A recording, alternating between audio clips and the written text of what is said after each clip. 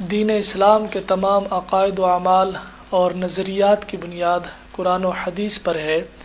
محض عقل انسانی کسی چیز کے جائز یا ناجائز قرار دینے کے لیے کافی نہیں۔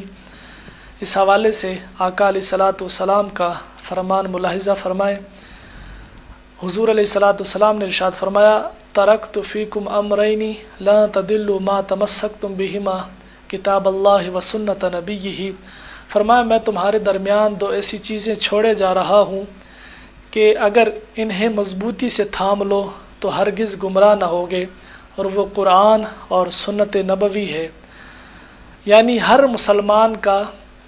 عقیدہ اور نظریہ قرآن و سنت کے مطابق ہونا چاہیے، اور اس حدیث مبارکہ سے واضح ہوتا ہے کہ ہر وہ عقیدہ اور نظریہ جو قرآن و سنت کے خلاف ہو وہ بدعت اور گمراہی ہے۔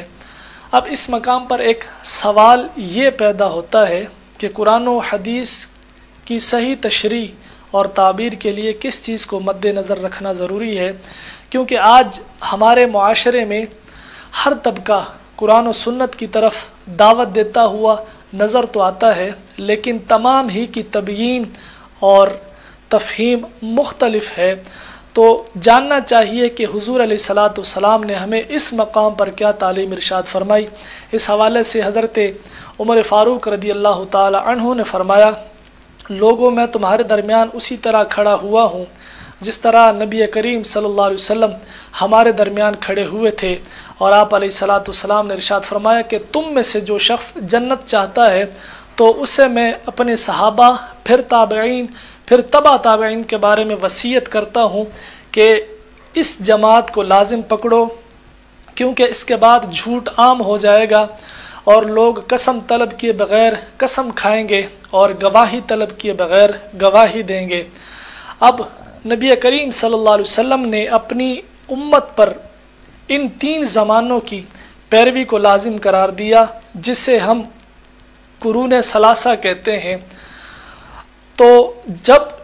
قرآن و حدیث کے سمجھنے میں اختلاف پیدا ہو جائے تو پھر ہم نے وہ نظریہ اور عمل اختیار کرنا ہے جو اس مقام پر صحابہ کرام، تابعین یا پھر تبع تابعین نے اختیار فرمایا تھا، اور ہر اس نظریے اور عقیدے کو ترک کر دینا ہے جو قرون ثلاثہ کے خلاف ہو، کیونکہ یہ وہ مقدس زمانہ ہے کہ جس نے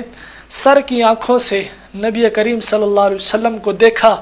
دین اسلام کو سمجھا، اور قرآن و حدیث کی تشریح خود صاحب قرآن سے سنی، اور پھر حضور علیہ الصلاۃ والسلام نے خود اس زمانے کو ہدایت یافتہ زمانہ قرار دیا۔ تو دین اسلام کو سمجھنے میں یہی ہمارے اکابرین اور اسلاف ہیں، اور ہمیں انہی کی پیروی کرنی چاہیے۔ اگر ہم ان کو چھوڑ کر بعد میں کسی آنے والے شخص کی قیاس آرائی اور چرب زبانی سے متاثر ہو کر اس کے پیچھے چل پڑے تو یقیناً پھر ہم ہلاک ہو جائیں گے۔ اس حوالے سے حضرت عبداللہ ابن مسعود رضی اللہ تعالی عنہ فرماتے ہیں کہ لوگوں کو جب تک صحابہ کرام اور اکابرین و اسلاف سے علم حاصل ہوتا رہے گا تب تک وہ خیر و عافیت سے رہیں گے، لیکن جب بعد کے لوگوں سے علم حاصل ہوگا تو پھر وہ ہلاک ہو جائیں گے۔ اور ایک دوسرے مقام پر حضرت عبداللہ ابن مسعود رضی اللہ تعالی عنہ فرماتے ہیں کہ ہر آنے والا وقت پہلے وقت سے زیادہ بدترین ہوگا، اور بعد میں آنے والا وقت پہلے دور سے بہتر نہیں ہوگا، اور بعد میں آنے والے لوگ پہلوں سے بہتر نہ ہوں گے، اور ہاں تمہارے نیک لوگ اور علماء رخصت ہو جائیں گے، یہاں تک کہ ایسے لوگ پیدا ہوں گے کہ جو دینی امور کو محض اپنی عقل اور رائے سے بیان کریں گے، تو اس سبب سے اسلام منہدم ہو جائے گا اور اس میں شگاف پڑ جائے گا۔ تو حضرت عبداللہ ابن مسعود رضی اللہ تعالی عنہ کی ان دونوں روایات سے معلوم ہوا کہ امت میں اختلاف اور انتشار اس وقت پیدا ہوتا ہے کہ جب لوگ قرآن و حدیث کی تشریح محض اپنی عقل اور رائے سے بیان کرتے ہیں، اور پھر اپنی اس خود ساختہ رائے کو صحابہ کرام اور اکابرین و اسلاف کی تعلیمات پر ترجیح دیتے ہیں۔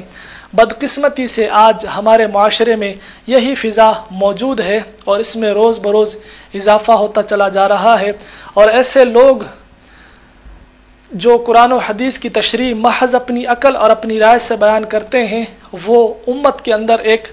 نئے فتنے کا بیج بونے میں اہم کردار ادا کر رہے ہیں۔ تو ہم نے کسی بھی ایسے شخص کے پیچھے نہیں چلنا جو قرآن و سنت کی تشریح صرف اپنی عقل سے بیان کرے، اور نہ ہی ہم نے اس کی چرب زبانی سے متاثر ہونا ہے، بلکہ ہم نے قرآن و حدیث کو سمجھنے کے لیے صحابہ کرام، تابعین اور تبع تابعین کی پیروی کرنی ہے، اور جو نظریہ اور عقیدہ انہوں نے اختیار فرمایا ہم نے بھی وہی اختیار کرنا ہے۔ اللہ تعالی ہم سب کو اپنے عقائد کی حفاظت کرنے کی توفیق عطا فرمائے۔